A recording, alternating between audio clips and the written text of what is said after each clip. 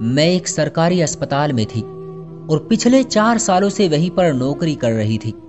मेरी शादी हो चुकी थी, लेकिन पिछले 1 साल से मैं अपने मायके में रह रही थी, क्योंकि ससुराल में नंदों और सास ने जीना हराम किया हुआ था।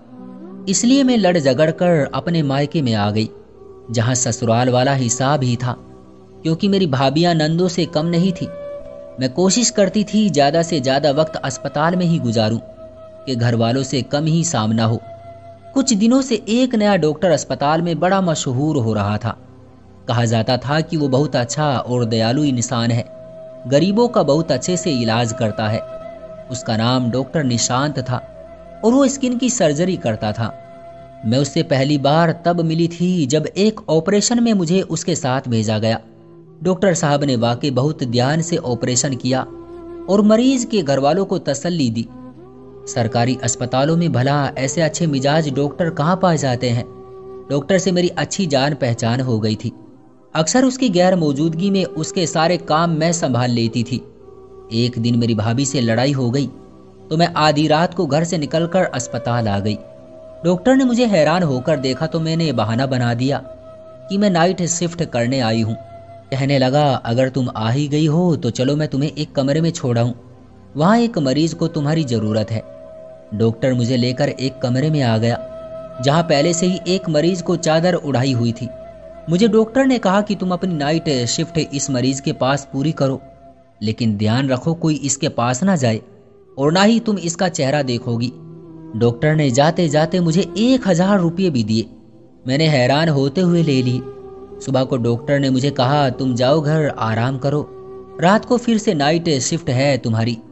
अगली रात फिर से डॉक्टर ने उसी मरीज के कमरे में मुझे भेज दिया और 1000 रुपये भी दिए। इसका ख्याल रखो लेकिन शक्ल न देखो। मैंने सोचा शायद ये मरीज डॉक्टर साहब का कोई अपना ही है जो इसकी इतनी परवाह है उनको, इसलिए मुझे इनकी रोज़ देखभाल करने के लिए 1000 रुपये देते हैं। लेकिन साथ ही में मैं ये सोच रही थी कि ये क्यों कहा डॉक्टर ने, इसकी शक्ल हरगिज ना देखना। एक रात अचानक मरीज कराहने लगा। उसके मुंह पर चादर ढकी हुई थी, इसलिए शायद सांस नहीं ले पा रहा था। मैं उसके चेहरे से चादर हटाने ही लगी थी कि उसी वक्त डॉक्टर साहब आ गए और मेरा हाथ पकड़कर जोर से डांटा कि मैंने तुम्हें कहा था ना कि मरीज के चेहरे की चादर नहीं हटानी। मैंने कहा इसे सांस नहीं आ रहा है, कराह रहा है। डॉक्टर कहने लगा, तुम इसको नींद का इंजेक्शन लगा दो, मगर आज के बाद ये गलती कभी मत करना, वरना पैसों से भी जाओगी और नौकरी से भी। सुबह डॉक्टर आया तो मैं वापस चली गई, मगर मेरा मोबाइल उधर ही रह गया। मैं रास्ते में से वापस पलट आई तो देखा डॉक्टर इस मरीज को अस्पताल के पीछे बने अपने प्राइवेट क्लिनिक में ले जा रहा था। मेरे लिए हैरानी वाली बात थी। खैर मैंने इतना नोटिस नहीं किया, लेकिन अगले दिन मैं जानबूझकर अस्पताल रुक गई।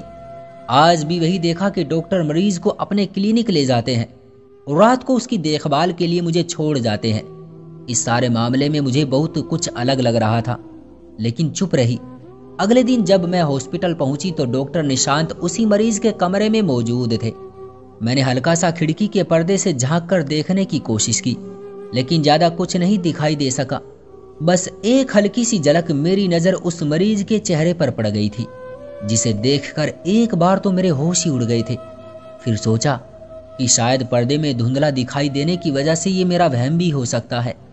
खैर कुछ देर बाद डॉक्टर कमरे से बाहर आए और मेरी रात की ड्यूटी लगाकर चले गए।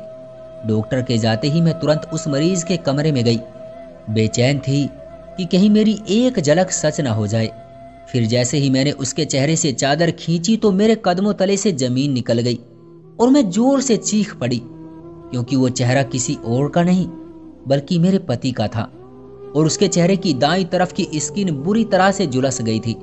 मैंने उसे 1 साल बाद अब देखा था और उसकी हालत देखकर मैं हक्की बक्की रह गई। वो बेहोश था। मैंने पानी छिड़का और इंजेक्शन लगाया तो वो होश में आया। होश में आते ही उसने जो बताया उसे सुनकर मैं दंग रह गई। उसने बताया कि कुछ दिन पहले उसकी स्किन पर एलर्जी हो गई थी। वो डॉक्टर निशांत के पास गया, मगर उसको क्या पता था कि वो डॉक्टर के रूप में हैवान है। उसे अपने नए एक्सपेरिमेंट के लिए गरीब लोगों की जरूरत पड़ती रहती है। उसने मेरे पति पर भी कोई एक्सपेरिमेंट किया, मगर वो गलत हो गया और उसका चेहरा खराब हो गया।